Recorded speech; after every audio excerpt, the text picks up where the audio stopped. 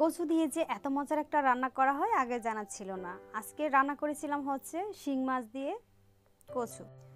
আর এই কচুগুলা যেভাবে রান্না করেন না কেন কখনো কিন্তু গলায় ধরবে না বা গলায় চুলকাবে না, কিছুই হবে না। আর এইগুলা কিন্তু সুরমা কচু, আর সুরমা কচুর কিন্তু পাতা, ডগা বা কচু সব কিছু অনেক বেশি মজার হয়। চলুন তাহলে দেখি। প্রথমে আমি এখানে নিয়েছি হচ্ছে সুরমা কচু। কচুর যে নিচটা থাকে না ওইটা নিচে, আর ওই কচুগুলা কিন্তু একটু লাল লাল হয়ে কাটার সময় খুবই ভালো লাগে, আর দেখতেও সুন্দর, আর খেতে তো আরও বেশি সুন্দর ছিল। এই রেসিপি যদি বাসায় একবার করেন একতলা ভাত নিমেষেই খেয়ে নিতে পারবেন। আমি এখানে নিয়েছি হচ্ছে কচু দিয়ে রান্না করার জন্য শিং মাছ। আর কচু দিয়ে শিং মাছ রান্না করলে না খেতে মনে হয় বেশি ভালো লাগে। আপনারা চাইলে যে কোনো মাছ নিতে পারেন। তারপর এখানে হলুদ আর লবণ দিয়ে কিন্তু মাছটাকে মাখিয়ে নিয়েছিলাম।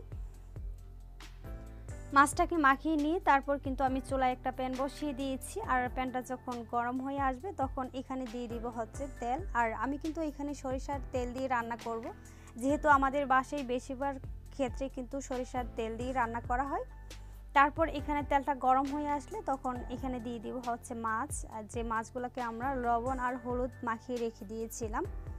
মাছগুলোকে দিয়ে তারপর আমি প্রায় 5-6 মিনিটের মতো এক পাশে ভেজে নেব মাছগুলোকে।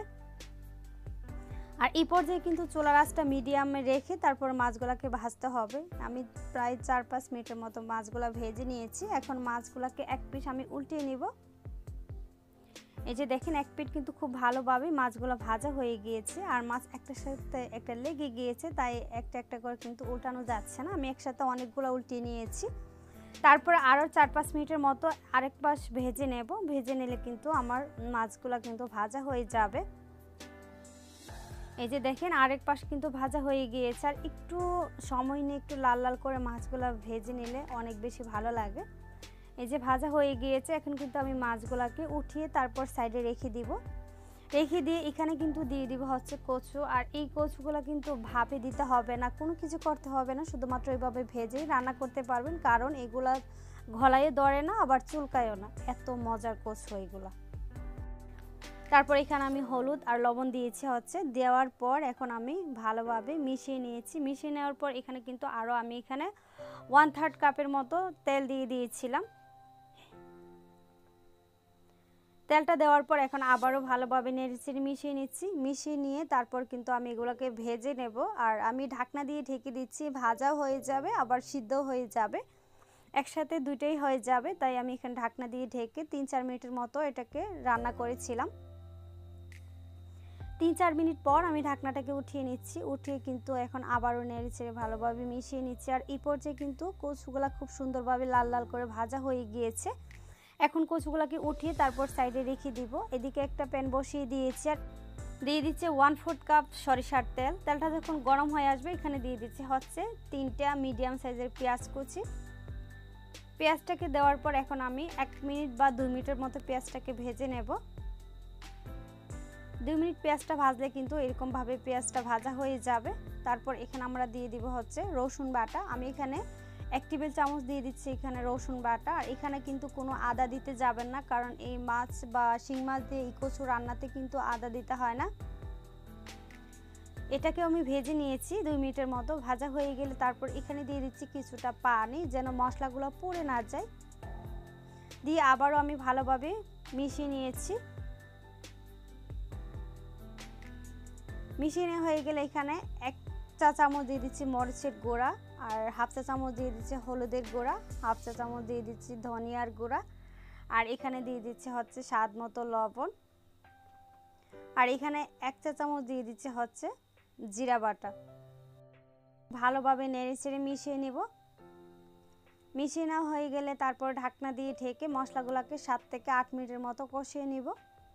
7 থেকে 8 মিনিট পর আমি ঢাকনাটাকে উঠিয়ে নিচ্ছি। এই যে দেখেন চারপাশ দিয়ে কিন্তু তেলটা ভেসে উঠেছে, আর এই পর্যায়ে কিন্তু খুব সুন্দরভাবে মশলাটা কষানো হয়ে গিয়েছে। এখন একটু মিশিয়ে নিচ্ছি। মিশিয়ে নিয়ে তারপর কিন্তু এখানে দিয়ে দিব হচ্ছে কচুগুলাকে, যে কচুগুলো আমরা ভেজে রেখে দিয়েছিলাম।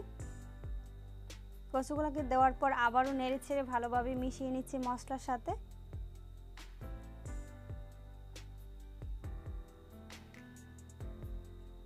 মিশানো হয়ে গেলে তারপর কিন্তু আমি ঢাকনা দিয়ে ঢেকে কচু সহকারে আবার কিন্তু মশলাটাকে ভালোভাবে 2 মিনিটের মতো কষিয়ে নেব। 2 মিনিট পর আমি ঢাকনাটাকে উঠিয়ে নিচ্ছি। আবারও আমি নেড়ে চেড়ে মিশিয়ে নিচ্ছি।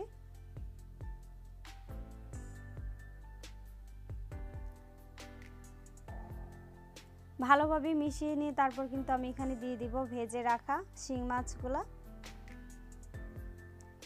শিং মাছগুলো দেওয়ার পর নেড়েচেড়ে ভালোভাবে মিশিয়ে নিয়ে আমি কিন্তু এইভাবে 2 মিনিটের মতো মাছ আর মশলাটাকে একসাথে ভালোভাবে কষিয়ে নিয়েছিলাম। কষিয়ে নেওয়া হয়ে গেলে তারপর এখানে আমরা দিয়ে দিব হচ্ছে পানি। আর পানিটা আপনাকে এমনভাবে দিতে হবে যেন কচুগুলো সিদ্ধ হয়ে যায়। আর এই কচুগুলো কিন্তু অল্পতেই সিদ্ধ হয়ে যায়, এত বেশি পানি দেওয়ার দরকার নাই, খুব অল্পতে কিন্তু এই কচুগুলো সিদ্ধ হয়ে যায়। আমি এখানে 1.5 কাপের মতো পানি দিয়েছি। তারপর এখানে আমি ঢাকনা দিয়ে ঢেকে এগুলোকে রান্না করব আরও 5 থেকে 6 মিনিটের মতো। 5 থেকে 6 মিনিট পর আমি ঢাকনাটাকে উঠিয়ে নিচ্ছি। উঠিয়ে নিয়ে আবার একটু নেড়ে চেড়ে মিশিয়ে নিচ্ছি। আর এই পর্যায়ে কিন্তু চেক করে নেবেন যে আপনার কচুগুলো সিদ্ধ হয়েছে কিনা। আমি কিন্তু এইভাবে চেক করে নিয়েছিলাম, আমার কচুগুলো কিন্তু সিদ্ধ হয়ে গিয়েছে। আর এই পর্যায়ে দিয়ে দিব হচ্ছে কাঁচামরিচ। আমি এখানে অনেকগুলো কাঁচামরিচ দিয়েছি, প্রায় 5-6টার মতো। কাঁচামরিচটা দেওয়ার পর আবার একটু মিশিয়ে নিচ্ছি।